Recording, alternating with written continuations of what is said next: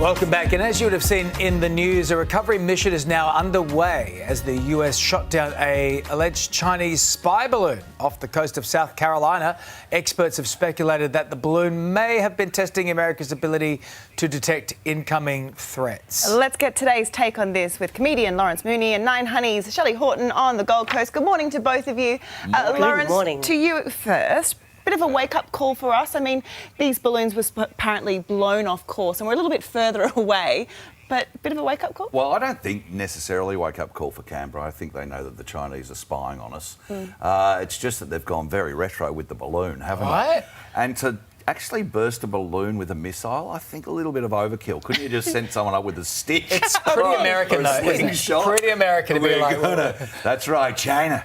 Am I right? Yeah, exactly. But, you know, the old eye for an eye, if, as a kid, if you burst somebody else's balloon, they've got to burst your balloon. So to calm down the diplomatic tensions, America need to send up a balloon so China can shoot their balloon down. It's only fair. Isn't it time that we, you know, got a little bit creative and maybe balloon animal spy balloons, you know?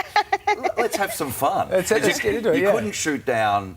You know, if it was a pig balloon. Oh, right, yes. People would be outraged. They'd be going, no, that's wrong. What about the children? I hope China's listening and they're picking up some tips from you. It's so sad. It was such a fun balloon. It's a fun way to spy. OK, Shelley, what do you think? China claimed the US overreacted, saying this balloon accidentally floated through the airspace. Do you think the balloon wars are upon us, or is this just another Cold War tactic? This is seriously just the Chinese government telling more porcupines. The fact that they're saying that this is a wayward weather balloon is believable as saying that COVID came from a bat. I think that they have proven that we can't trust them. I'm surprised that America didn't shoot it down straight away. I mean, let it go across the country, gather the data. What's the point? I wouldn't just be overreacting. I would be going harder. Well, I think diplomacy is going to have to be a big key in this. We can't just have... Well, there's apparently more balloons, so what happens next? There's more balloons, and we're getting to the point where we actually need to tell them to pull their heads in. And I know that it's all about saving face with the Chinese government, but it's not okay. They reckon that just tracking it for 5 days enabled them to find out that it was being controlled by the Chinese and to get a bit of data in return. Yeah. But I think all the weapons are pretty well hidden. I mean, they would have seen a lot of farmland. They would have seen a couple of good old boys in the trap. They would have seen some stuff like they didn't want to see. Yeah, they'd be like, maybe we'll leave America alone. No, that's right. We have seen too much America. All right, enough spy chat. Shelley and Lauren, stay with us when we come back. The older woman who took Prince Harry's virginity speaks out. And could not making your bed be healthier for you? Really? We'll be right back. Welcome back to the show. The older woman who Prince Harry lost his virginity to has spoken out after the Prince bared details of their encounter in his memoir, Spare. I'm surprised Harry put it in his book. It was such a long time ago. We were teenagers. It just doesn't really seem a big deal to me because I've known for so long. Nobody from back then would be surprised that it was me and Harry. A lot of people knew about it. People would be more surprised that I no longer work with horses at the moment. I'm actually a digger driver. No, I wasn't thinking about any of those things. No sniggering. Digger driver. Shelley and Lawrence are here to discuss this. Shelley, the older woman who was 2 years older, 5 minutes. I mean, that's good for a young fellow the first time. In a field behind a pub. I mean, it's lots to unpack here. I mean, do you think she's doing the Barbara Streisand effect of saying, it's me, everybody?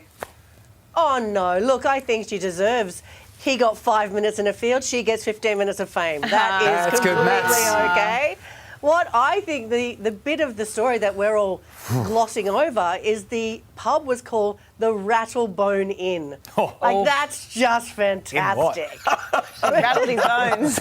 And you can't call her an older woman when she was only 2 years older than him. I think that it's been blown out of proportion, and good on her for finally getting to tell her side of the story. Can I just say, though, when you're a young fella and you date an older woman and they are 2 years older, it feels like 10 years. Yeah, because when we read that it was an older woman, you were kind of thinking maybe someone... For a child, for a boy, you feel like, oh... For 2 years. This is a new chapter in Todgergate, isn't it? Because I'm still stuck on that part of the book. It's like, why would you even put that in there? And the whole, you know, Elizabeth Arden repair cream.